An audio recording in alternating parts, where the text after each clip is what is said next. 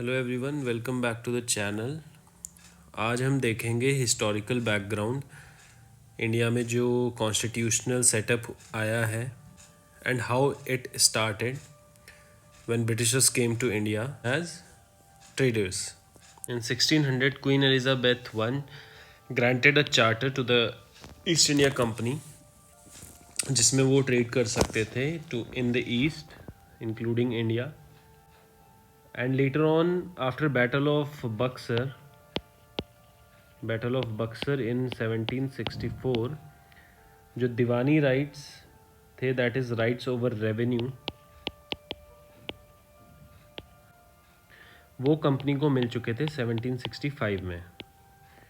जो अभी तक केवल ट्रेडिंग कंपनी थी, वो अब रेवेन्यू एंड सिविल जस्टिस को भी टेक ओवर कंपनी ने कर लिया था all over Bengal, Bihar and Orissa. So इस बैकड्रॉप के बाद अब हम आगे देखते हैं कि ये एक शॉर्ट माइंड मैप है. Please ignore the writing. इसमें आप देख सकते हैं इंडिया के लिए मैंने सर्कल यूज़ किया है, ब्रिटिश गवर्नमेंट के लिए ट्रायंगल एंड कंपनी के लिए रेक्टेंगल और square what ever.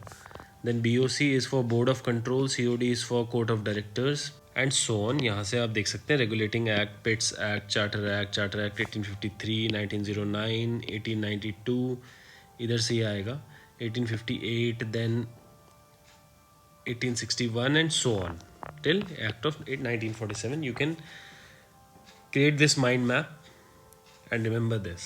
Let's move forward. So beginning with the company rule, that was during 1773 till 1858, जहाँ पे रिवॉल्ट और the first war of independence भी जिसे कहा जाता है, दैट इज़ रिवॉल्ट ऑफ 1857. इसके बाद ब्रिटिश गवर्नमेंट ने काफ़ी ड्रास्टिक चेंजेस लाए एडमिनिस्ट्रेशन में, लीगल सेटअप में and the attitude towards Indians. Regulating act of 1773 governor of Bengal को governor general of Bengal designate किया and the first governor general of Bengal was Warren Hastings.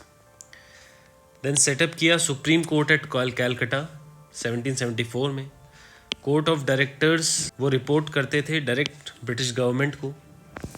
Court of directors governing body of the company थी, जो उसके revenue, civil and military affairs को देखती थी India में. इससे पहले 1781 में एक्ट ऑफ सेटलमेंट भी उसे कहा जाता है, एक्ट ऑफ सेटलमेंट,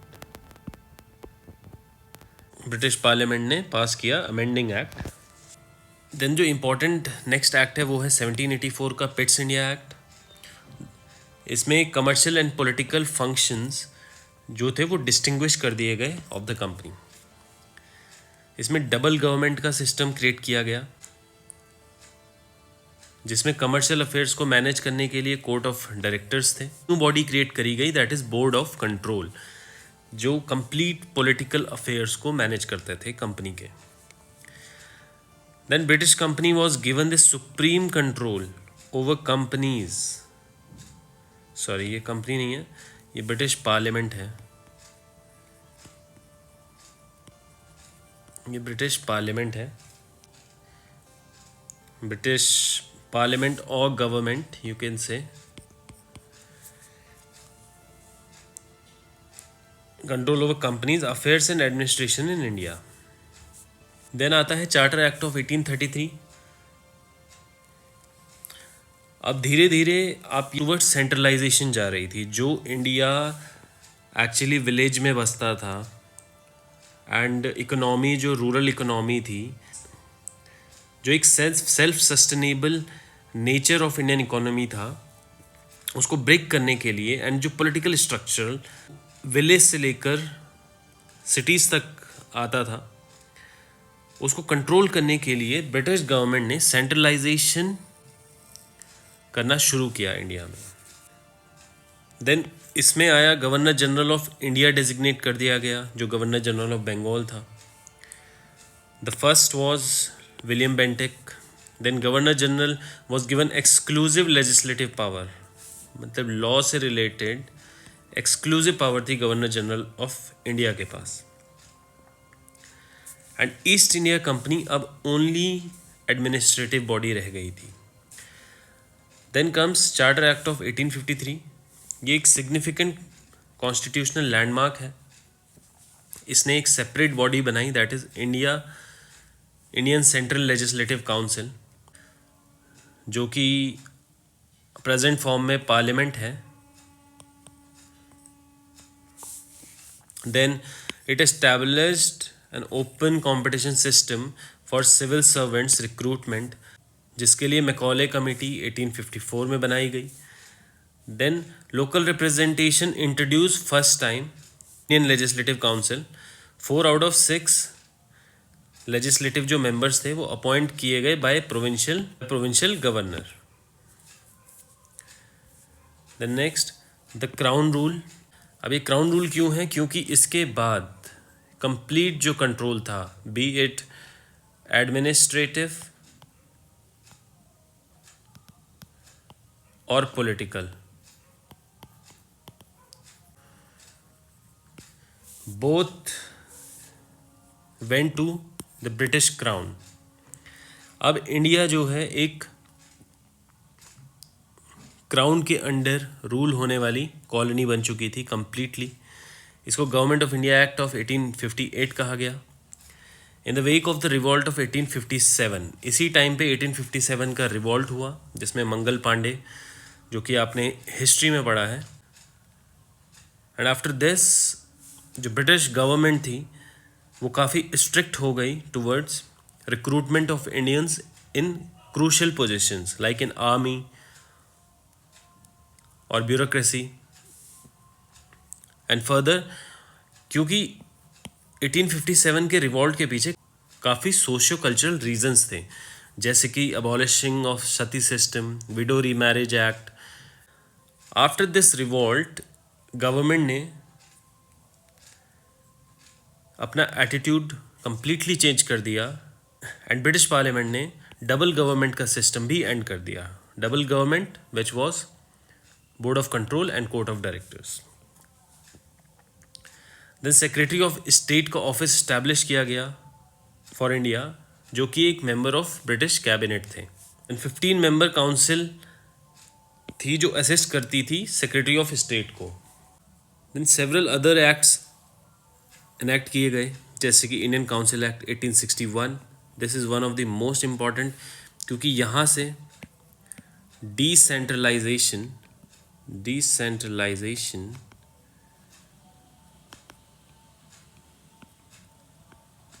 फिर से स्टार्ट हुआ, क्योंकि अब ब्रिटिश गवर्नमेंट को ये समझ आ चुका था इंडिया जैसी वास्ट कंट्री को सेंट्रलाइज्ड वे में मैनेज करना is an impossible task. Then 1892 का एक्ट आया, जो इसके लिए काफ़ी एजिटेशंस हुए, जो कि आप हिस्ट्री में पढ़ेंगे। एंड देन 1909 आया, जिसने कम्युनल टेंशंस को और इंक्रीज़ किया इंडिया में। देन जो हम पहले देख चुके हैं, that after the revolt seeking cooperation of Indians in administration of the country. Then आता है इंडियन काउंसिल्स एक्ट ऑफ 1861। इसमें associating Indians with the law making process. Note this, law making process है, एडमिनिस्ट्रेशन नहीं है, army नहीं है, law making process. That is उसको एक ऐसी इमेज देना दैट जो भी लॉ इंडिया में बन रहे हैं वो कहीं ना कहीं इंडियंस के अग्रीमेंट के थ्रू ही पास हो रहे हैं। एक फॉल्स इमेज क्रिएट करना, उसके लिए ये चीज़ करी गई। हिडन एजेंडा यही था। देन इसमें था viceroy should nominate some Indians as non official, not official, non official members. तो ये हुए जैसे raja of Benares, maharaja of Patiala and sir Dinkar Rao. The process of decentralisation initiated, restore किया गया लेजिस्लेटिव पावर्स बॉम्बे और मद्रास प्रेसिडेंसी को। न्यू लेजिस्लेटिव काउंसिल बनाए गए, जैसे कि बंगाल में north west frontier province and Punjab in 1862, 1866 and so on. And this is important, portfolio system यहाँ पे क्रिएट किया गया. दैट मीन्स जो आज हम देखते हैं minister of health, minister of education, coal minister, power minister etcetera, तो ऐसे ही डिपार्टमेंट का सेग्रीगेशन किया गया. देन वॉइस रॉय को पावर दी गई to issue ordinances in times of emergency. Maximum period 6 months का रखा गया. देन आता है Indian councils act of 1892. Non official की जो इसमें नॉन ऑफिशियल मेंबर्स जो थे in central and provincial legislative council, उनके नंबर को इंक्रीज किया गया, बट ऑफिशियल मेजॉरिटी अभी भी मेंटेन रखी गई, जिससे कि जो कंट्रोल उस बॉडी के ऊपर रहे वो ब्रिटिश का ही रहे. इसमें एक एडवांटेज मिला जिसमें discussing the budget in legislative council allow किया गया. देन आता है 1909 का Morley Minto reforms. Morley was secretary of state and Minto was voice Roy. इसमें जो सेंट्रल लेजिस्लेटिव असेंबली है इसकी स्ट्रेंथ बढ़ाई गई 16 to 60. प्रोविंशियल लेजिस्लेटिव काउंसिल्स जो थी उनमें नॉन ऑफिशियल मेजॉरिटी दे दी गई.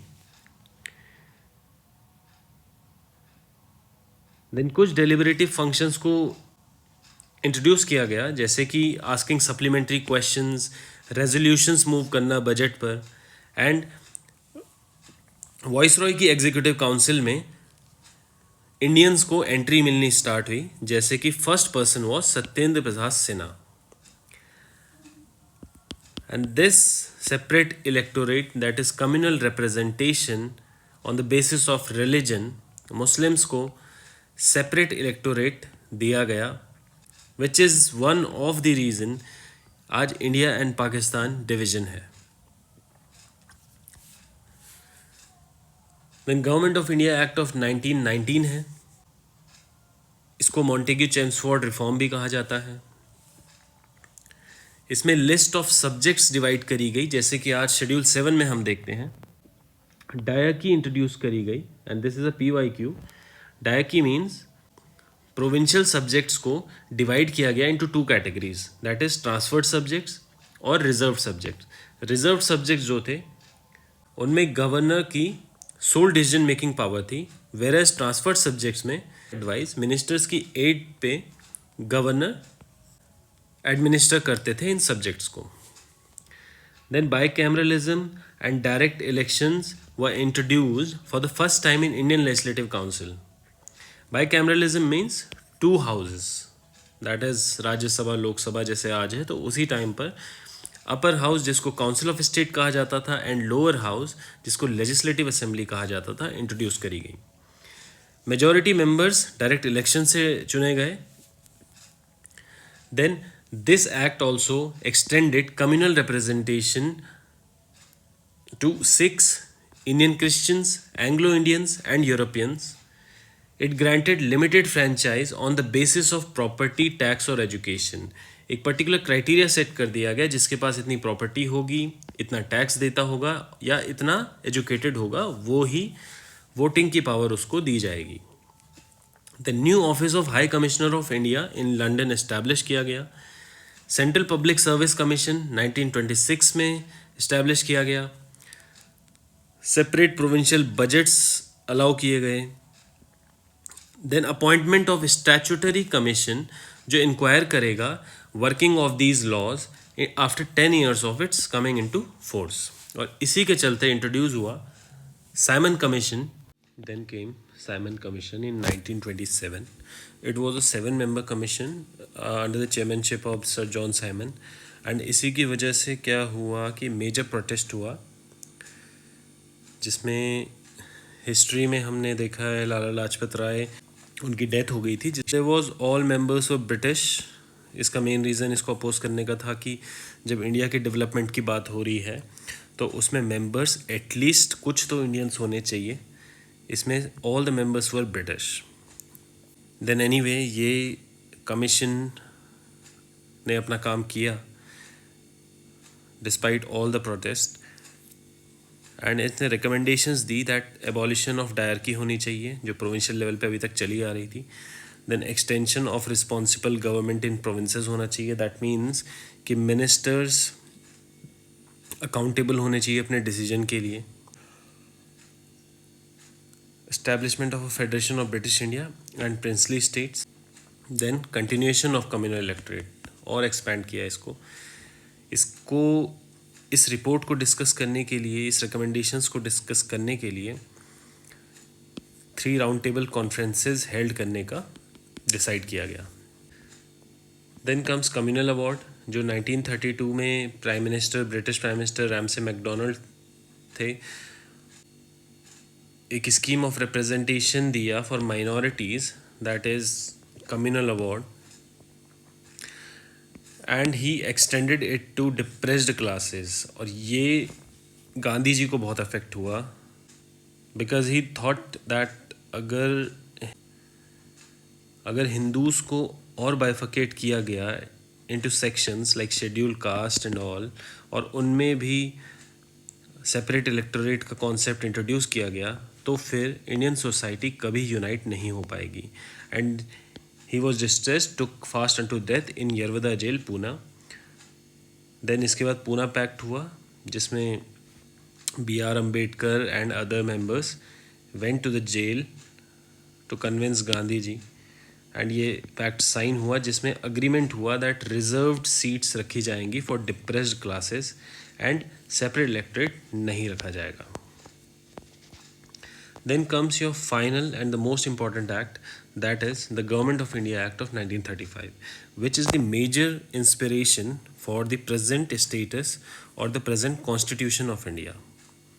हम इसको एक तरह से रेप्लिका कह सकते हैं, कॉन्स्टिट्यूशन को इसकी रेप्लिका कह सकते हैं हम.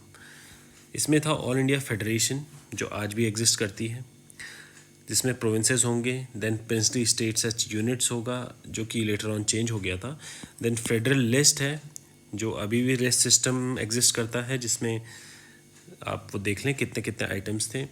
देन इसमें अबॉलिश डायरकी की बात आई, प्रोविंसेस में जो था उसको अबॉलिश करने की बात आई एंड इंट्रोड्यूस करने की बात आई प्रोविंशियल ऑटोनॉमी को. Then adoption of dyarchy at centre, though ये कभी एग्जिस्टेंस में नहीं आया, ऑपरेशन में नहीं आया. Then bicameralism, 6 out of 11 provinces में भी बाई कैमरलिज्म था. Extended principle of communal representation, जाते जाते भी इन्होंने ये जो टेंशन्स थे वो कम नहीं, इनफैक्ट बढ़ा के गए. By providing separate electorates for depressed classes, women, labour workers. Extended franchise about 10% of total population. Then reserve bank of India establish हुआ, फेडरल पब्लिक सर्विस कमीशन आया, प्रोविंशियल पब्लिक सर्विस कमीशन आया and joint public service commission आया for 2 or more states. And federal court 1937 में establish किया गया. So that's it for now. Thank you so much. And ये एक short video था. I will bring a detailed video on this particular topic, but पहले मेरा focus रहेगा syllabus को जल्दी से जल्दी ख़त्म करने का, जिससे कि हम मई आते आते एक रिवीजन भी कर पाएँ. Thank you.